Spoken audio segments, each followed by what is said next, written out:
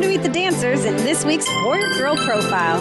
Hi, my name is Lacey. I'm from Sulphur, Louisiana, and this is my second season as a Warrior Girl. My favorite thing about dancing with the Warriors, well, I guess it's not a secret that this year is really exciting with all the new changes, so I'd have to say the best is yet to come. I'm so excited about getting a chance to sit on the court this year and feed off the energy and watch the team grow as the season progresses, so I'm just really excited to be a part of this season. Swimsuit calendar shoot was really fun this year. We shot it at the Cache Creek Casino, and I was one of the first nights, so me and 6 other girls got to spend the night together and watch each other do their shoot, and we really got to cheer each other on. It was really fun and even better than last year. My favorite TV show would have to be anything reality television. I'm obsessed with reality television. My favorite show, bar none, is Keeping Up with the Kardashians. So fun to watch, hilarious. If I could be a part of any show, it would have to be Keeping Up with the Kardashians. My favorite food is cereal. I could eat cereal breakfast, lunch, and dinner every single day until the day I die.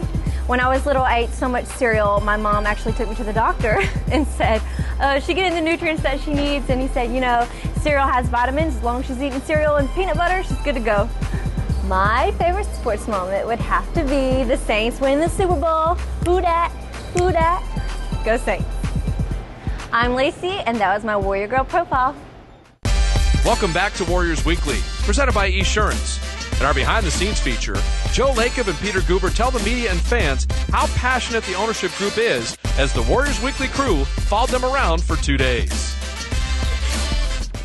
This is just the beginning of something that is new and exciting and something that we're anxious to all be a part of. We want to thank Epic Roast House for having us here. Just a phenomenal setting today. I cooked gumbo in New Orleans for 20 years. I'm pretty damn good at it, if I say so myself. And so it is my privilege to bring up 2 very important people now, the new owners of the Golden State Warriors, Joe Lacob and Peter Guber.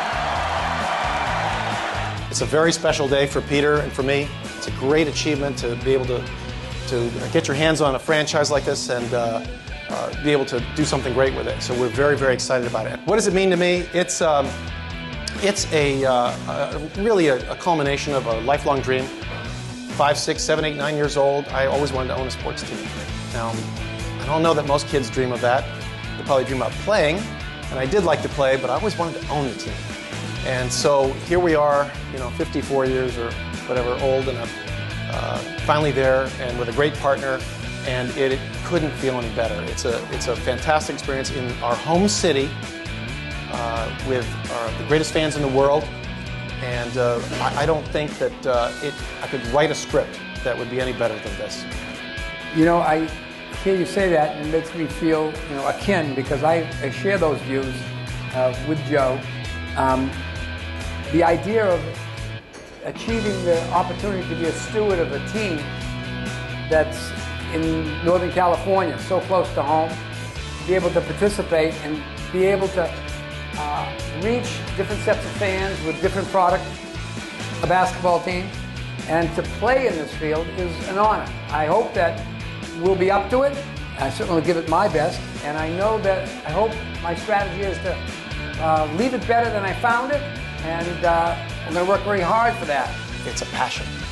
This is what we both wanted to do for a long, long time, and we're not going to let it, go laggard. We're going to be working on this very hard.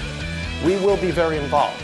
This is not going to be the kind of ownership that is, coming in once a month and not involved. You have to take chances. You take chances on the basketball court, you take chances with your management, you take chances with your fan experience. Fan experience is a very important element. It leaps into action from the moment you sell the tickets, their anticipation, how they arrive at the arena, how they're treated. Now that's the sizzle. The steak is the team and winning. But together is what we want to do that makes the magic. We wound up putting together an organization, an ownership organization that I think is the greatest in professional sports. I'm going to make that statement right here and right now. We intend to use all those people to do what we need to do to become a great company, a great business, if you will, a great basketball team, go over the next 10, 15, 20 years. If I had to say one thing you should take away from this day, this luncheon, it should be how passionate this group of owners is about doing something really fun and doing something really good here, something that we can all be proud of. And I think that's going to shine through here as we move forward. Peter and I just want to thank all of you for the opportunity that we have been presented with to run this franchise going forward. It is an honor and a privilege. If you look up there, that is a very lonely flag. We want another one.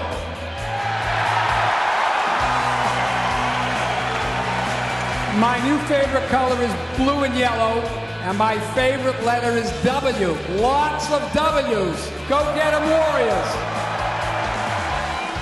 Do you guys have any idea how your own personal lives are going to change owning a sports franchise in this market, particularly with the Warrior fans and the passion that's here for this team? Oh my.